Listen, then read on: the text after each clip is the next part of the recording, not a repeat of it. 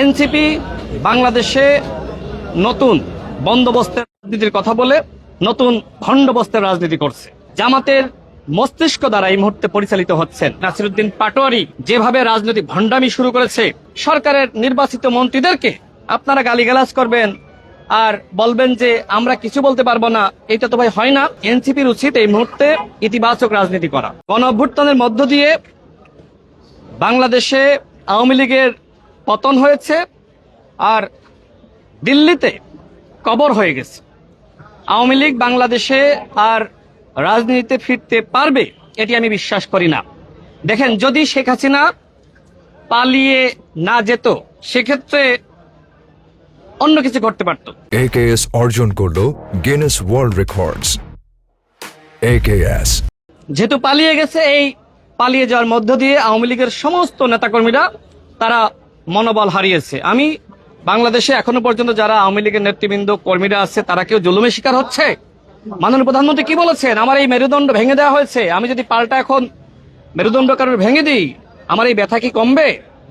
ঠিক আমরা এই সহনশীলতা এবং ধৈর্যশীলতা রাজনীতি করছি, কিন্তু যদি সরকারের এই সহনশীলতা আন্তরিকতাকে কেউ দুর্বলতা মনে করে তাহলে ভুল করবে।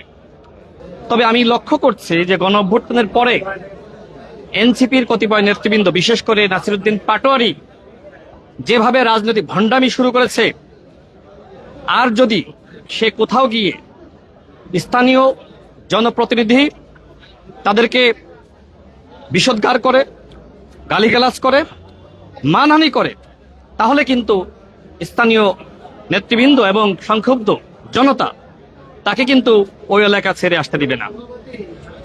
আপনি বিভিন্ন জায়গায় যাচ্ছেন, নির্বাচিত এমপি, জনগণের ভোটে নির্বাচিত এমপি, তাদের বিরুদ্ধে আপনি গালিগালাজ করতেছেন। এইটা তো ভাই প্রশ্রয় দেওয়া যায় না, অনেক দেওয়া হয়েছে। AKS অর্জন করলো গিনেস ওয়ার্ল্ড রেকর্ডস। AKS আপনি মোটামুটি 50টি জায়গায় গিয়েছেন, কেউ কিছু বলে নাই, কিন্তু 51তম জায়গায় গিয়ে কেউ যে আপনাকে এই গালিগালাজের জন্য মোকাবেলা করবে না তার নিশ্চয়তা কি? আমরা কত সময় কন্ট্রোল করব বলেন? কতজনকে কন্ট্রোল করা যায়? সিলেটে যে ধরনের ঘটনা ঘটেছে দেখেন, সেখানকার যে স্থানীয় এমপি অত্যন্ত জনপ্রিয়, তিনি কারাগারে থাকা অবস্থায় মেয়র নির্বাচিত হয়েছিলেন, তাকে আপনি গালিগালাজ করে ফিরে আসবেন আর সিলেটের জনতা সেটি মেনে নিবে? এটি তো হয় না। আমি বলতে চাই যে এনসিপির উচিত এই মুহূর্তে ইতিবাচক রাজনীতি করা। বাংলাদেশে তারা, হ্যাঁ, গণঅভ্যুত্থানে তাদের ভূমিকা আছে, তো আমি আগেই বলেছি যে কেউ মুক্তিযুদ্ধে ভূমিকা রেখেছেন, মুক্তিযোদ্ধা, আর এই জন্য তার পরবর্তী অপরাধ মাফ হয়ে যায় না।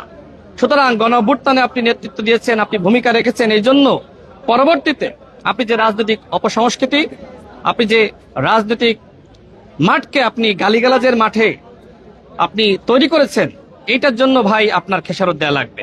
এনসিপি বাংলাদেশে নতুন বন্দোবস্তের রাজনীতির কথা বলে নতুন ভণ্ডবস্তের রাজনীতি করছে।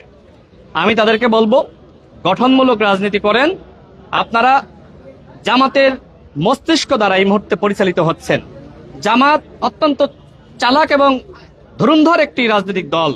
তারা নিজেরা দেখবেন বিএনপির স্থানীয় প্রতিনিধি তাদের সাথে আন্তরিকতা বজায় রাখছে এবং যে সময় সংসদ চলে সেই অধিবেশন চলাকালীন সময়ে মাননীয় প্রধানমন্ত্রীকে নিয়ে বেশ প্রশংসা করে বক্তব্য দেয় এবং অন্যান্য মন্ত্রীদের সাথে সাক্ষাৎ হলে বেশ প্রশংসা করে। আবার মাঠে গিয়ে দেখি যে তারা গণঅভ্যুত্থানের হুমকি দেয় এবং এমনকি এই এনসিপি নেতৃবৃন্দের মাধ্যমে নানানভাবে মাননীয় প্রধানমন্ত্রীকে এবং আমাদের মন্ত্রীদেরকে গালিগালাজ করাচ্ছে। দেখেন, এনসিপি বর্তমানে যা করছে এগুলো জামাতের পরামর্শই করছে। এই জন্য জামাত এবং এনসিপিকে বলবো, যদি এইভাবে আপনারা রাজনৈতিক পরিবেশকে নষ্ট করেন তাহলে কিন্তু তার উত্তম জবাব দেওয়ার জন্য আমরাও প্রস্তুত আছি। আপনারা সরকারের নির্বাচিত মন্ত্রীদেরকে আপনারা গালিগালাজ করবেন আর বলবেন যে আমরা কিছু বলতে পারবো না, এটা তো ভাই হয় না। সরকারের বিরুদ্ধে জামাত এবং এনসিপির যে কোনো চক্রান্ত সেগুলো শক্তভাবেই মোকাবেলা করা হবে।